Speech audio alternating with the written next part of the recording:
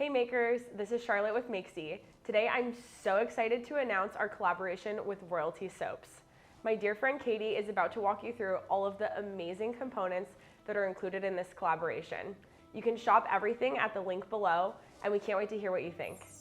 Hey makers, Katie Carson from Royalty Soaps here. Today we are going to be making my signature soap frosting. You can actually get my soap frosting oil blend from Makesy. So let's jump right into it. Now the first thing that we have to do, of course, is put on all of our safety equipment.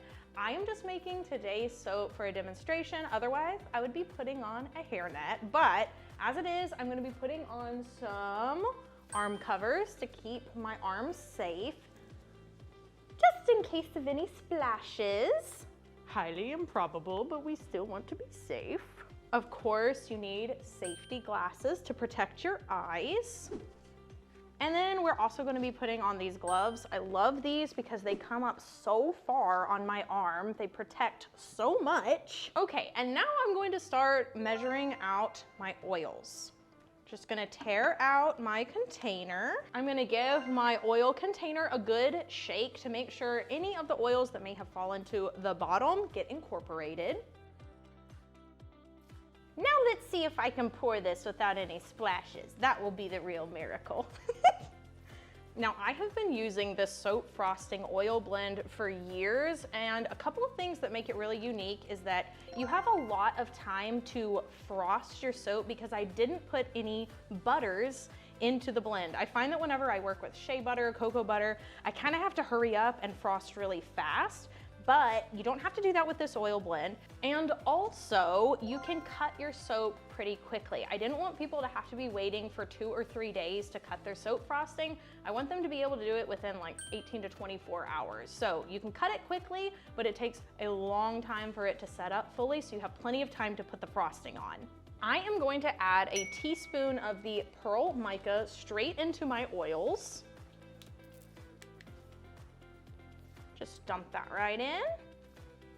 And we're also going to add a teaspoon of the tangerine mica.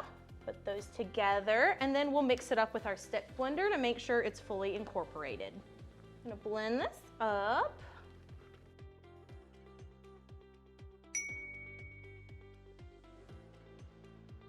Cool. This is such a yummy looking color. And then I'm just gonna take my spatula and get any extra mica off of my stick blender that may still be there. I'm going to run the spatula around my container. Again, just get any little bits of mica that may be stuck. Now I'm going to measure in my extra water and my 50-50 solution. I'm gonna put my goggles on for this part, protect my little peepers. And if this is your first time making this, please measure it out separately into another soap-safe container. I've been doing this a long time, so it's all going straight into my batch. Just gonna measure out my 2 ounces of water. Perfect. And now I'm very carefully going to measure in my 50-50 solution. Go as slow as you need to. There is no rush. Perfect. Okay, and now I can blend up my soap batch. Just gonna tap down the stick blender, get any of the air bubbles out, and blend.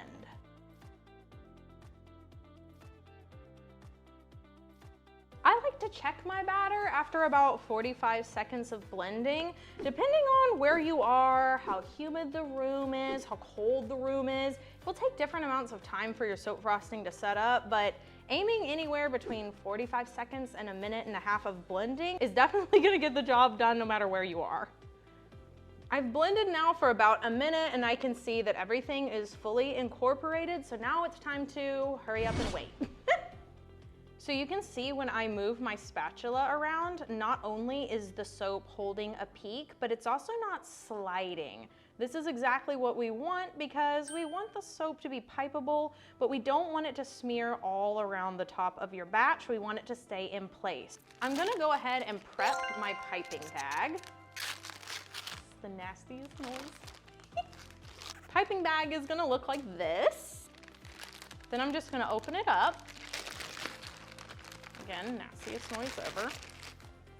And take my frosting tip and place it right in the bag and squish it all the way to the end. This shows you where you need to cut your bag, so I'm just gonna squeeze it down just a little bit so we have room to cut. Just gonna make a snip. Better to snip a little less if you're unsure where it's gonna end up, like I just did. See, I need to snip a little bit more. You can always snip more, but you can't put it back if you snip too much. And what we want to see is all of the prongs sticking out and the plastic nowhere near them. Then using one hand to hold my frosting bag open, I'm gonna load it with the other. Now, if you're uncomfortable doing this, you can always place your frosting bag in a cup so that the cup does the holding so that you can scoop with two hands, but I've been doing this a while, so I'm just gonna hold with one, scoop with the other into the bag. And you wanna make sure that you have enough room to close the top so that nothing spills out. I always tell people when they're first starting out to load less instead of more. I'm gonna load about this much today. Pull the bag up and then twist the top so that nothing comes out the top, and then squeeze the frosting down into the tip. I have about half of my soap frosting in the bag now and about half of it in the bucket, so I'm ready to start frosting. Just gonna move my mold right over here, open it up. Soap inside is going through a little bit of a gel phase. It's okay, you can frost right over that. It's no big deal. And then I like to start by making marker frosting dollops. I'm gonna make 16 bars of soap with this batch. So I'm gonna pipe one little dollop on every single bar to make sure that they're all evenly spaced. Just gonna start at the end here. Trying to get 8 to the middle.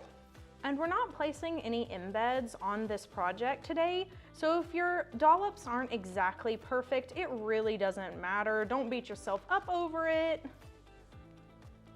They're still gonna make really cute, very aesthetic bars of soap.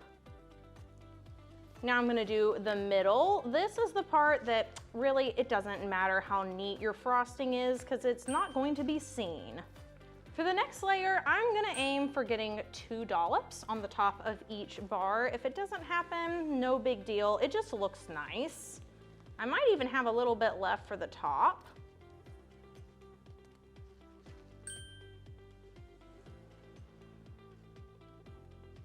It's time to put the teeny tiny baby dollop on top. Now, I like to turn my mold to do this to make sure that I get it directly in the center, but if you feel more comfortable frosting your top like this, that's fine too.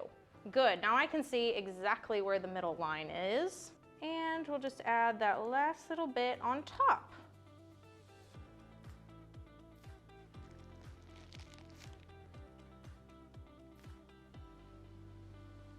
All the way down to the very last bar.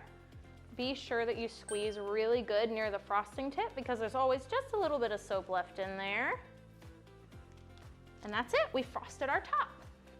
Now, of course, it's not necessary, but you know your girl is gonna add some eco-friendly bio glitter on top. I'm just gonna take my teaspoon and then I'm just gently gonna shake it and make sure every single bar gets some.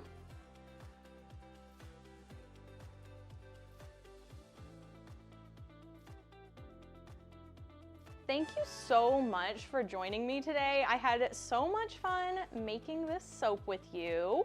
And don't forget that you can shop everything you saw in this video today at the link below. I hope you guys loved this video. We have so much more inspirational and educational content coming your way. Thanks for watching today, and be sure to subscribe to our channel to stay in the know on all the latest makers tips and tricks. Now go make it happen.